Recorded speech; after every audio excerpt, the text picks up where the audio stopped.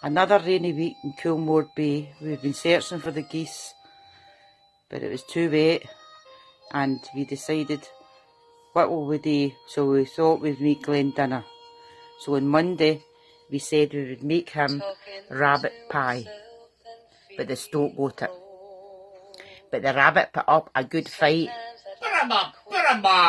So on Tuesday we decided to make crab, but the seagull ate it and you could hear it crunching.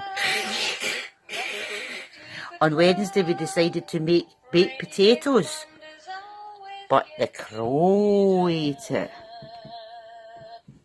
Right.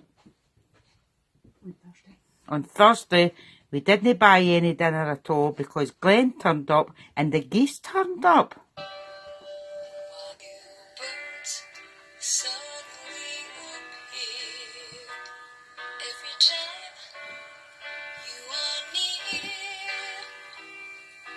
Just like me, they long to be close to